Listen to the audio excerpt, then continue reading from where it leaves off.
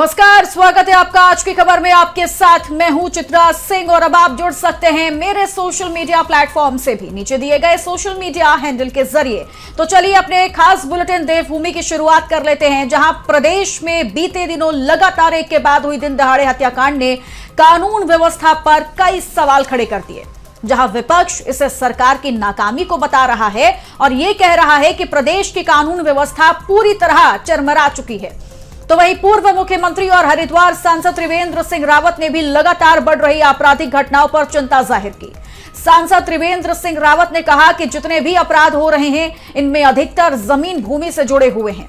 ऐसे में अगर इन अपराधों को समय रहते नहीं रोका गया तो इसके परिणाम आने वाले वक्त में और गंभीर हो सकते हैं। देहरादून में जो भी मर्डर हुए हैं, तो अगर हम देखें तो ये भूमि से संबंधित मसले हैं और इसमें बहुत गहन जानने की आवश्यकता है, क्योंकि जिस तरह की घटनाएं घटित हुई हैं और जिस तरह अपराध जिस तरह के बढ़े हैं, अगर इस पे समय रहते हुए अगर सख्त कदम नहीं उठाए तो ये अपराध फिर भविष्य में रुक नहीं सकते हैं, इनकी चेन बनती चली जाएगी। दूसरी बात यह है कि देखो, भूमि संबंधित जितने भी विवाद हैं ये राज्यों से संबंधित होते हैं। क्या हो गया कि पुलिस का इंटरफेरेंस बहुत ज्यादा हो गया है और मुझे लगता है कि पुलिस का इंटरफेरेंस इनमें जीरो होना चाहिए। पुलिस जितना इंटरफेरेंस करेगी ये समस्या उतनी बढ़ती चली जाएगी। और जो वरिष्ठ पुलिस अधिकारी हैं, यहाँ के डीजीपी हैं, मुख्यमंत्री हैं, उनको इस बात का ध्यान देना चाहिए। मैं अपने अनुभव के आधार पर ये उनको सजेस्ट करता हूं। उत्तराखंड में बिगड़ती कानून व्यवस्था, महंगाई, भ्रष्टाचार के मुद्दों को लेकर कांग्रेस राज्य सरकार पर हमलावर है। देहरादून में कांग्रेस ने जोरदार प्रदर्शन करते हुए राजभवन कूच किया। इस दौरान प्रदेश भर से आए वरिष्ठ नेताओं और हजारों कार्यकर्ताओं ने राजधानी देहरादून में जुटकर जोरदार प्रदर्शन किया। पार्टी के वरिष्ठ नेताओं के नेतृत्व में कार्यकर्ता प्रदेश में महिला अपराध, बेरोजगारी, महंगाई, कानून व्यवस्था, भ्रष्टाचार, जंगली जानवरों के हमले, पलायन, आपदा प्रभावितों को राहत, मुआवजा, बदहाल स्वास्थ्य सेवाएं, किसानों को फसल को नुकसान होने पर मुआवजा न मिलने के साथ अन्य मुद्दों पर लोक भवन का घेराव कर जोरदार प्रदर्शन किया गया।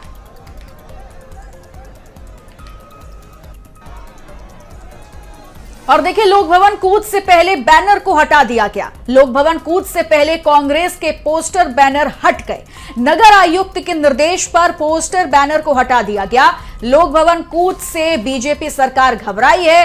कांग्रेस के बैनर पोस्टर हटवाए गए हैं, राजेश चमोली की ओर से यह कहा गया। तो तस्वीरें भी आपको हम दिखा देते हैं। ये वही पोस्टर हैं जिन्हें लगाया गया था, लेकिन लोक भवन कूच से पहले इन सभी बैनर और पोस्टरों को हटा दिया गया। और राजेश चमोली का कहना है कि लोक भवन कूच से बीजेपी सरकार घबरा गई, जिसकी वजह से बैनर को, पोस्टर को हटवा दिया गया।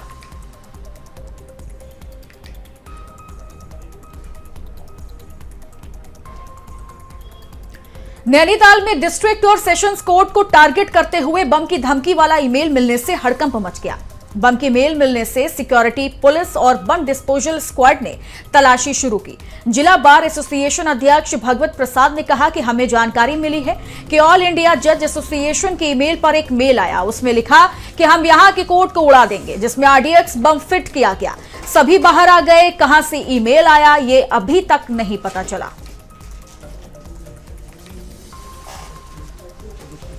हमें जानकारी हुई कि ऑल इंडिया जजेज एसोसिएशन के ईमेल पे एक ईमेल आया है। उसमें यह लिखा गया है कि 1 बजे तक जो है हम यहाँ की कोर्ट को उड़ा देंगे, जिसमें आरडीएक्स बम फिट किया हुआ है। अब यहाँ पर अफरा तफरी का माहौल है। जजेज लोग सब बाहर आ गए हैं, जितने कर्मचारी हैं वो भी बाहर हैं, वकील भी बाहर हैं और अधिवक्ता सब इधर उधर अपनी सुरक्षा के लिए खड़े हैं और जो क्लाइंटेज थे वो भी बाहर चले गए। ऋषिकेश के चंद्रेश्वर नगर क्षेत्र में सोमवार सुबह एक मकान में गैस सिलेंडर विस्फोट से हड़कंप मच गया। धमाका इतना जबरदस्त था कि देखते ही देखते 2 मंजिला मकान आग के लपटों में घिर गया और पूरी तरह खाक हो गया।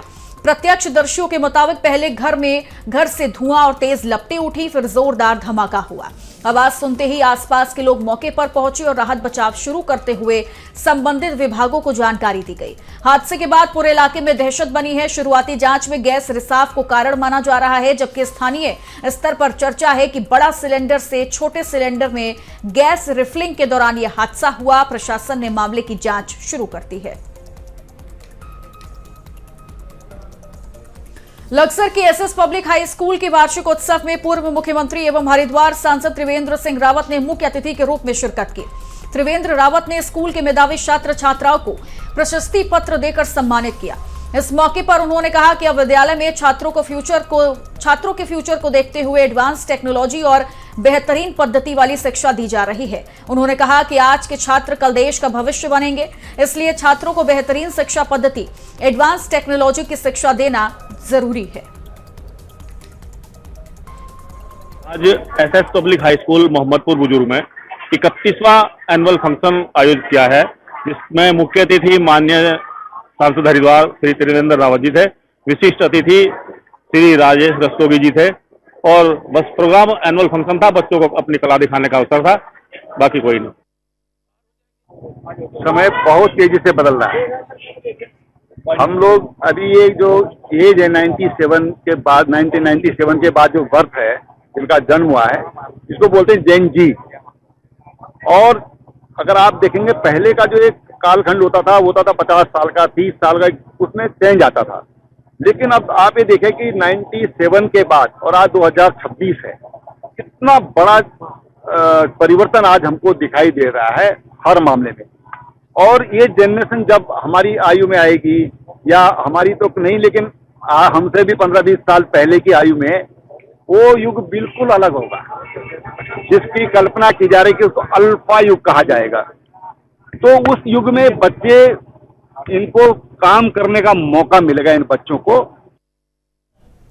और अब खबर लक्सर से है। उत्तराखंड के कानपुर से निर्दलीय विधायक उमेश कुमार ने आज की खबर से खास बातचीत करते हुए कहा कि कानपुर विधानसभा के खादर इलाकों को शहरी और मॉडल बनाना है। उन्होंने कहा कि क्षेत्र की जनता जानती है कि वो सही आदमी है, कमीशन खोर नहीं, दलाल नहीं, चोर नहीं। उन्होंने बिना नाम लिए कुंवर प्रणाव चैंपियन पर भी जमकर निशाना साधा। ये दिखाते हैं उमेश कुमार विधायक कानपुर ने क्या कुछ कहा। निर्दलीय विधायक उमेश कुमार जी हमारे साथ है, बात कर लेते हैं।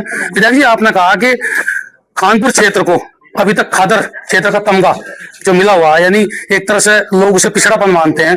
आपने कहा कि इसे अर्बन क्षेत्र यानी शहरी मॉडल बनाना है, और आपको लगता है कि इसमें कम से कम ज्यादा भी तो 2 तरफ से नदियों से घिरा हुआ क्षेत्र है, बाढ़ग्रस्त क्षेत्र है, पिछड़ा हुआ क्षेत्र है, और मैं तो कहूंगा कि इंटीरियर का जो अब तक का इसके पर एक अभिशाप था, उसे दूर करने की आप बात कर रहे हैं। किस तरह का रोड मैप आपके पास? देखिए, रोड मैप तो पहले दिन से था। पहले दिन हमने तय किया था कि सिडकुल लाना है ताकि 20,000 बच्चों को खादर में ही रोजगार मिल सके। और ये सिर्फ रोजगार नहीं है, जब एक विशाल इंफ्रास्ट्रक्चर बनता है तो आसपास के जो छोटे छोटे उद्योग होते हैं, छोटे छोटे व्यापारी होते हैं, रिटेल शॉप्स होती हैं, उनको भी बड़ा लाभ होता है। क्षेत्र में एक जो है ऊर्जा, नई ऊर्जा का एक प्रभाव होता है। तो हमने सिडकुल के लिए 100 करोड़ जारी करा है, जिसमें 50 करोड़ की पहली किस्त जारी हो गई, काम चल रहा है। आप देख सकते हैं कितने बड़े विशाल क्षेत्र का भराव होकर तैयार हुआ है, नाले बन गए हैं, सड़कें बनना शुरू हो रही हैं। दूसरा था सिडकुल के अलावा उप जिला अस्पताल, 100 करोड़ की लागत का उप जिला अस्पताल स्वीकृत करा दिया गया।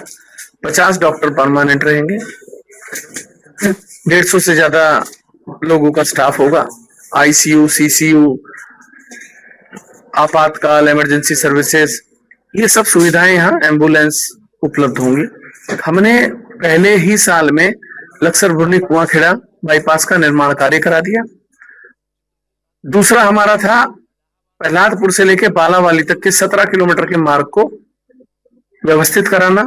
184 करोड़ के तटबंधों का निरीक्षण, एस्टीमेट, डीपीआर बाहर के लोग आकर बनाकर चले गए हैं, डीपीआर गंगा बेसिन को चली गई है। मैं कह रहा हूँ कि कार्यकाल जो आपका विधायकी का है मात्र मुश्किल से 8 महीने या 7 महीने बचे हैं। आपको लगता है कि टोटल जितनी भी योजनाएं, दीर्घकालिक योजनाएं आपने बताई, मुझे गिनवाई है, कोई भी 100 करोड़ से कम की नहीं है, ये इसी कार्यकाल में पूरी हो जाएगी? या फिर अगला चुनाव भी आप लगता है कि आप चुनाव जीतेंगे, या बीच में कोई इस तरह का व्यवधान आता है, कोई चीजें बदल जाती हैं, सरकार की 100 चीजें हैं, उसमें कैसा रहेगा फिर? अगर जनता चाहती है कि इन योजनाओं को जो सपना देखा गया पूरा करना है, तो भाई जिताना तो पड़ेगा। और अब देखिए, चारधाम यात्रा को लेकर महत्वपूर्ण बैठक का आयोजन किया गया, जहां गढ़वाल आयुक्त विनय पांडे की अध्यक्षता में बैठक का आयोजन हुआ, जिसमें टूर ऑपरेटर, स्टेक होल्डर और कई संगठन के पदाधिकारी भी शामिल हुए। आपको बता दें कि हर साल चारधाम के कपाट अक्षय तृतीया के पावन अवसर पर खोले जाते हैं। साल 2026 में चारधाम यात्रा की शुरुआत 19 अप्रैल 2026 से होने जा रही है। यमुनोत्री और गंगोत्री धाम के कपाट इसी दिन पारंपरिक विधि विधान के साथ खोले जाएंगे। केदारनाथ मंदिर समिति के मुताबिक 22 अप्रैल बुधवार को सुबह 8 बजे शुभ वृष लग्न में केदारनाथ मंदिर के कपाट खोले जाएंगे। इसी शर्त से 6 महीने चलने वाली केदारनाथ यात्रा औपचारिक रूप से शुरू हो जाएगी। हर साल की तरह इस बार भी बड़ी संख्या में श्रद्धालुओं के पहुंचने की उम्मीद है। बद्रीनाथ धाम के कपाट 23 अप्रैल 2026 से श्रद्धालुओं के लिए खुलेंगे। सरकार द्वारा चारधाम यात्रा के लिए रजिस्ट्रेशन शुरू किया गया है। इससे यात्रियों की सुरक्षा सुनिश्चित की जाती है और आपातकालीन स्थिति में प्रशासन को सहायता पहुंचाने में आसानी होती है। चारधाम को लेकर स्टेक होल्डर की एक बैठक ऋषिकेश ट्रांजिट कैंप में गढ़वाल मंडल आयुक्त विनय शंकर पांडे ने की, जिसमें पर्यटन से सभी व्यापारियों की समस्याओं को लेकर विचार विमर्श किया गया। और इस मौके पर आयुक्त विनय शंकर पांडे ने चारधाम यात्रा में श्रद्धालुओं द्वारा फोटो व सेल्फी लेने पर प्रतिबंध लगाने की बात भी कही है। ये सेकंड बैठक है। आज की बैठक स्टेक होल्डर्स के साथ है और इसमें अभी हमारी फर्स्ट बैठक होटल एसोसिएशन के साथ हो गई है। सेकंड बैठक हमारी टूर एंड ट्रेवल ऑपरेटर्स के साथ है। होटल एसोसिएशन की अपनी कुछ डिमांड्स थी और उस पर अभी विचार किया गया है। साथ में जो हमारी टेक्निकल टीम है, हमारे एडिशनल कमिश्नर के साथ बैठेंगे अभी, और जो भी इसमें उनके हित में और यात्रा की संवेदनशीलता को देखते हुए प्रशासनिक हित में जो भी निर्णय होगा हम प्रयास करेंगे आज से कल तक में ले लिया जाए, क्योंकि हमें रजिस्ट्रेशन भी अपने ओपन करने हैं, तो किस तरह से करना है इसका निर्णय लेंगे। उत्तराखंड के मुख्यमंत्री पुष्कर सिंह धामी के ड्रग्स फ्री देवभूमि के विजन को साकार करने के लिए वरिष्ठ पुलिस अधीक्षक देहरादून द्वारा सभी थाना प्रभारियों को अपने अपने क्षेत्रों में मादक पदार्थों की तस्करी बिक्री में लिप्त अभियुक्तों को चिन्हित करते हुए उनके विरुद्ध वैधानिक कार्रवाई किए जाने के निर्देश दिए गए। कोतवाली ऋषिकेश पर गठित पुलिस टीम ने देहरादून रोड स्थित फ्लाईओवर के पास से चेकिंग के दौरान एक अभियुक्त को 3 किलो 93 ग्राम अवैध गांजे के साथ गिरफ्तार किया।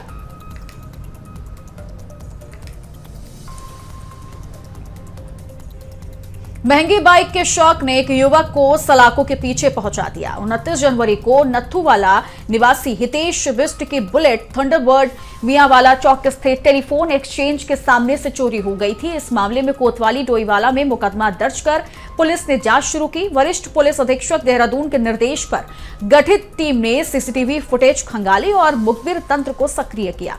14 फरवरी को लक्ष्मण सिद्ध मंदिर हर्रावाला के पास चेकिंग के दौरान पुलिस ने 22 साल के मांगेराम को गिरफ्तार किया। उसके कब्जे से चोरी की गई बुलेट थंडरबर्ड UK 07 DK 711-5 को बरामद किया गया। पूछताछ में आरोपी ने बताया कि महंगी बाइक चलाने के शौक में उसने चोरी की वारदात को अंजाम दिया।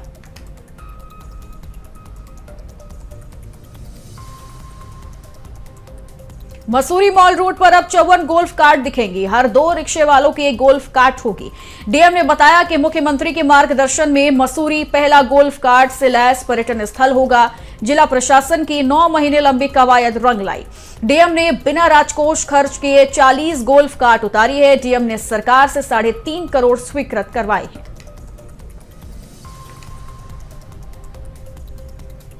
और यहां वक्त एक छोटे से ब्रेक का, जल्द होंगे हाजिर। अब बने रहिए आज की खबर के साथ।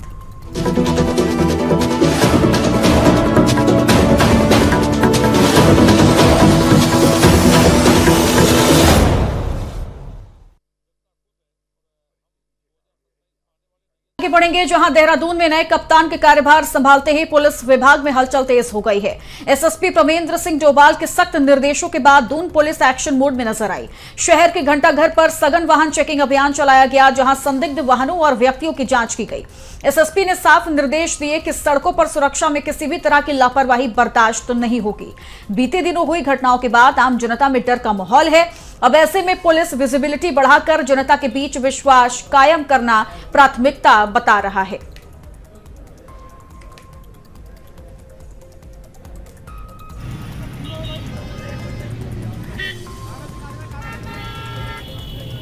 देहरादून में अवैध रूप से शराब की तस्करी करते एक आरोपी को पुलिस ने गिरफ्तार किया। आरोपी के कब्जे से 3 पेटी अवैध देशी शराब बरामद हुई। शराब तस्करी में प्रयोग की गई स्कूटी को सीज कर दिया गया। गिरफ्तार आरोपी यूपी के बुलंदशहर जिले का रहने वाला बताया जा रहा है।